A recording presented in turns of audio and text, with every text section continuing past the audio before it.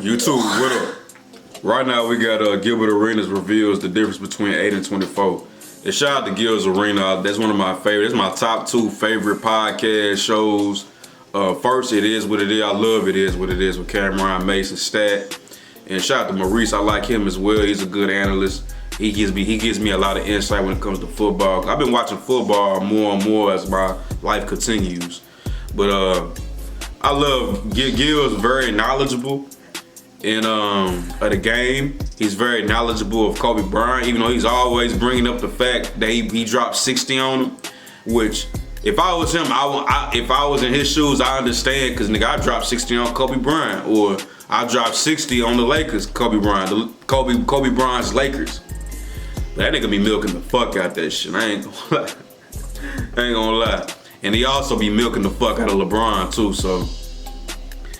But besides that, really, I really don't blame him for talking about the 60-point game. I don't blame him for that, but, he's always milking LeBron, which he was talking about LeBron's Lakers right now. He said that shit. You can check on my channel. He said that this current Lakers is worse than Kobe Bryant's Lakers back on his tail end of his career, and more specific, he was talking about Michael Jordan's Washington Wizards and things of that nature, which that's far from the case. But besides that, Gilbert, he's very knowledgeable of the game, and I when it comes to basketball, I'm all ears to what he has to say, because he makes a lot of sense logically. Let's go ahead and get into it, man. I'm interested in what he has to say.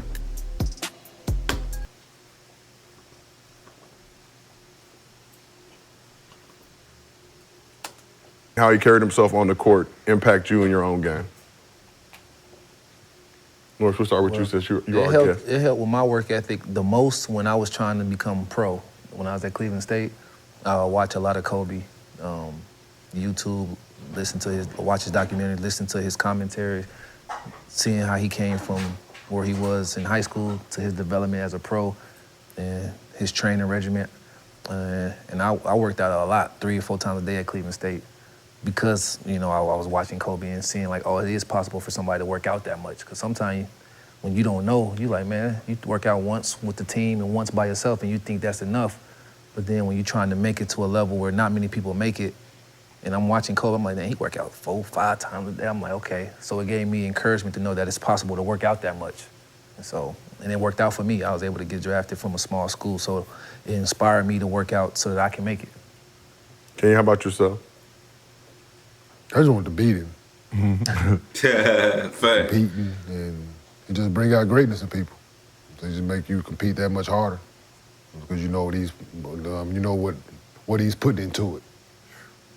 So if you're able to beat him, then you accomplish. You doing something, nigga. It's that competitive nature, that competitive drive. Lost that one day, right? There's someone else mindset. Story just about the influence Kobe had on your game, your work ethic, and all those things, but how much is just watching him and how he carried himself?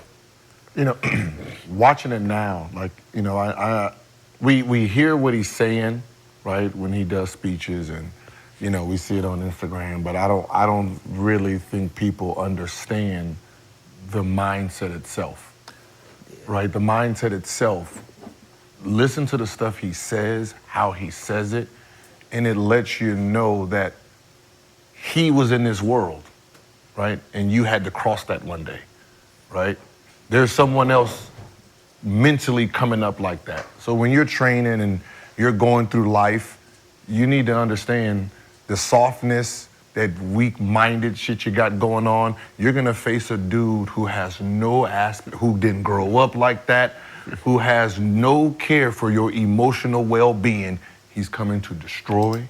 Facts. You can take that shit with life itself. Kobe is a symbol.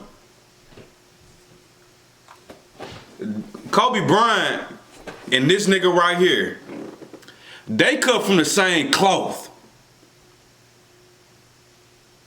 Kobe Bryant and this nigga right here, David Goggins, like what Gil just say? All that soft shit, you going through life just on that soft shit mentally, it's somebody out there that you're gonna come across They don't give a fuck about none of that shit. They're gonna destroy you.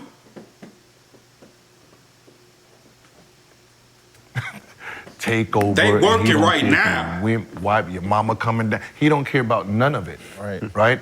So when you look at the elite of the elite in this world, they all have one thing in mind. They do not care about your feelings. Yeah. Because feelings has no progression in life. Right? If you're Especially sports. Especially, I say, sports. especially professional Right? sports. You have a feeling about something. There's people out there that they don't care. They don't care what you're crying about. And they're gonna keep moving, they're gonna run over you, and you're gonna be sitting there crying, playing victim to this and that, and they have my shoulder, don't worry, I done worked 3 years on this That's one. 2 of them.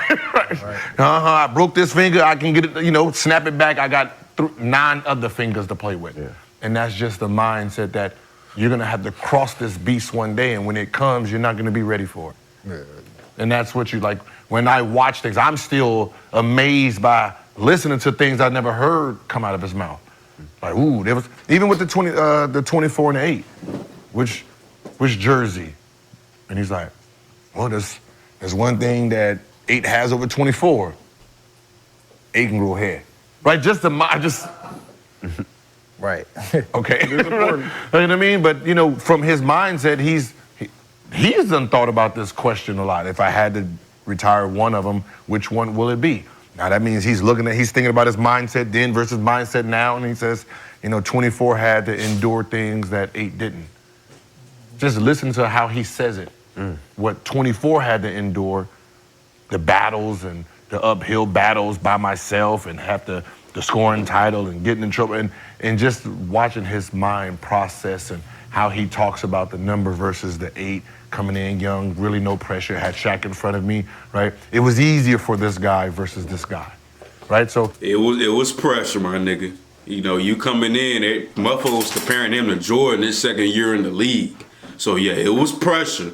Number 8 had pressure. He had Shaq, you're absolutely right. But he had pressure. That's the whole point. most likely, by listening to him talk, his wife understanding that mindset, most likely 24 will probably be retired. You will be the one that's on the statue. I'm pretty sure 24 will be the one on the statue. Because that one had to really show who he was. That was the Mamba. That was the guy that he had to stand alone. You cannot say Shaq helped 24. True. Right. Right? Right. Right? And that's the one, like when you saying, what's my legacy? When you look at 8, you're gonna look at rings with Shaquille O'Neal. When you look at 24, it's him by himself as a man. Facts. So I wish I would have got to play on the team with the dude, to be honest with you. Facts. But I just never understood how you hear of guys that couldn't take what he was dishing out in the locker room. Like that shit. Facts. Niggas crying. Niggas talking about, man, Kobe Bryant, man, he's so fucking selfish. Bro, he busting his ass. How you gonna call a nigga selfish that's putting in work, nigga? Where you going? I was finna take them outside. All right, go ahead. He just used to bow for me when I was here. Huh? I said, I am gonna run some errands. Like during my career, like yeah, like Kobe shit dudes couldn't take it. Like the fuck you can't take. Like, what did he say? Like, what is Like what is he doing that y'all don't play hard? Like y'all don't come in and do y'all fucking job? Like that shit used to bow for bother me. Like I wish I could have. I wish I would have went and sat next to this nigga in the locker room, dude. One thing you ain't got to worry about, dude. Practice hard, play hard. All of right it. here with you. Yeah, like when I'm available, I'm going, bro. Like that's what it is. But that's what I said. But you see, but think about all the people we've seen. Not be like you. It's Not like Matt Barnes, come on. Yep. Ron Artest battling elbows, come on. Yeah. I mean, if it was up to him, he would have grabbed Rajah Bell too because, he knows those guys. If you don't, you're not showing me no respect, right? I like that. Let's go. He needs somebody that's sick like him. Psychopath. the respect is, Like I say, he needs I'm saying somebody the respect is how we finna go. Yeah. Like we gonna meet up and the respect is how we gonna treat each Because other. if you're going to beat me up, I know Yeah. what you're going to do to the opponent. So you talked about just Kobe's ability to play through injuries. Anthony Davis joined D-Lo on his Backyard podcast to talk a little bit about life in basketball. Shared a crazy Kobe story from his early days with the Pelicans. That game, we were down we were up like 20 in the fourth quarter with like 10 minutes to go. And I sat there and I saw Kobe Bryant go to work. You just watched it? Just watched it. They came back and won, by the way. But Kobe, and I have the clip, Kobe tear his labrum in his right shoulder. Gone. Kept playing. I can't move it. Shooting on lefty. Judy is the trainer. I can't. This is when he shoot the lefty three in the corner. Comes around. No, that's turn good around. show. Left. Oh, it was. Wow. And I'm sitting there. And I'm like, oh yeah, it's over. No, that's sick. Yeah, he's so it's like those moments is just like it's humbling. It's like therapy for me came at a time that was really pivotal. Becoming a new father, I needed more. So Norris, you said you. We played him his last year. He did a similar shot. On his last go around, he hit a shot like that. It's just like it's incredible that he could do stuff like that, man. So I just want to ask the couch, what's the craziest performance that you've seen from an injured player? I know. I think they'd be over-exaggerating. I'm just wondering, like, the person who told that story. Yeah. Why he not? Hell, you mean? Let's expand on that. Why he not? I'm just saying. Anthony Davis has been very active this season. No. This season. That's fine. That's cool. So that didn't motivate you moving forward, nigga? Yeah, I mean, like, if you see All the time you didn't miss. If you see it from that, from seeing that. But I'm pretty sure. This is great though. I think that's probably the majority. Hold on, let me see. Let me just see. This is 902. It's mental, and y'all ain't even mentally strong enough to endure 5% of what he's talking about. That shit Lil Will said about motherfucking the shoes. Oh, that shit is hilarious. Mm-hmm. Motherfucker soft. Take my shit. Take my. He getting ready. Came off of it aggressive. He getting ready to shoot. I'm on top. I mean, like. Well, most guys that talk about they admire Kobe, like he said, don't really understand the real Mamba mentality. Like he's not going for all that. Yeah. Like he got to be really torn Achilles for him not to play, and he still walked off. Like something dramatic has to happen. If you'd have said, "Hey, I can put you in the boot and you can still play," he would have had a basketball boot on. Yes, bro. You know what I mean? Because that's like the left-handed stuff. And I used to say that I watched him train 500 shots shooting left-handed, right? When his right hand was perfect. To come in a game, he didn't take one left-handed shot. To wait till he got injured and knowing this is his mind. I have one shot game winner. You know how we always do the game winner, right? 3, 2, 1.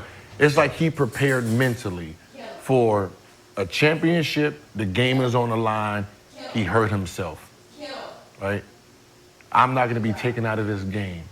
So I need to prepare for the worst of the worst. And that seems like what he was training for. Moments like this. I can't move it, but goddamn it, I got the other one. You know, so when you hear players that admire him, but you don't have the same cloth, you think Kobe mentality is saying Kobe mentality? No, that's not Kobe mentality. Like, Kobe mentality is, if you was on the team, goddamn it, trust me, you wouldn't even like it. It would be You no wouldn't load like what it management. looked like. No load management if you got the Kobe. Load management is in the summer, goddamn it, when we done finished working out 5 times. Right. Sleep is load management. Shit, they used to run the pistol. They threw it up. We used to switch it. I switched it. He came off of it aggressive. He getting ready to shoot. I'm on top of it. Like, I'm about to talk shit. Switch to the left. Off the glass. Left hand. That's crazy. He said, I'm about to talk shit. I'm about to talk shit. I'm on top of this motherfucker. Trying to get his shit. These motherfuckers switched. Lean with it too, though, so I couldn't. I was like, yo, don't do that shit again, man. Like mental shit like this, right? We're playing them, and then fast break, 2-on-1 fast break. Deshaun Stevenson Karan stops the break. Boom, right? All right, good shit. He told that story. That was to my why would you waste that foul? Yeah, I remember that. It's mental, and y'all ain't even mentally strong enough. So just to watch, other players run around talking about Mamba mentality, and it's like, it's mental, and y'all ain't even mentally strong enough to endure 5% of what he's talking about. That shit Lil Will said about motherfucking the shoes. Oh, that shit is hilarious. You motherfuckers soft. Take my shit Take off. my shit off. Take my shit off. Like, y'all can't clean my shit out their lockers. Came in, they didn't have no Jacobys in the locker. He like, you motherfuckers soft, man. Hey. He different, dog. He said he went around the locker room and said what was wrong with everybody. Yo, gangster. He different, bro. I don't know if anybody remember this. They're playing New York. They're playing New York in the Garden, right? They're playing New York in the Garden, right? This is that time when he pulled out this move, the dribble like curl into the free throw line, pump fake, and then do the spin. Yeah, 61. That's the 61. Nah. He had 61 that game. They lost? You talking about when he went like that and then he turned around? So this was on a loss. So what happens is, like, it was like, at the end of the game, they put or 55. They put in Luke Walton. They put Luke Walton in the game, right? So what happened was something happened. He passed to Luke Walton. And instead of Luke Walton shooting the ball, he passed it back to Kobe. There was like 3 seconds left. Kobe didn't even shoot the ball. He just bounced that motherfucker. Boom! Left out of the game. Like, he didn't even shoot the ball. He just bounced it, took off, right? And they said Kobe was so mad. If that motherfucker, if the motherfucker ain't ready to play, don't put his ass in the game. And they said Kobe in the back. Loud. He only in the league because his daddy. I believe it. But that's where he is. Like, he's like, yo, the wide open shot was you. And Luke Walton's like, well, I just got in the game. I wasn't warm. I wasn't ready. Why am I gonna shoot that? I'm giving it back to you. And the thought of it irritated him. Like, it don't matter if you're not warm. Take the shot. Right? Take the shot. You never know what's gonna happen if you take the shot. You know what I'm saying? That nigga Gil understand that nigga, man. He just, and I love listening to Gil talk, you know what I'm saying, about basketball, but when they get to talking about LeBron, man, that shit be crazy. But if y'all like the video, man, like the video, comment, subscribe. Y'all fuck with Gil's Arena, like the video as well, and subscribe, man. I'm gonna fuck with y'all, man. I'm out of here.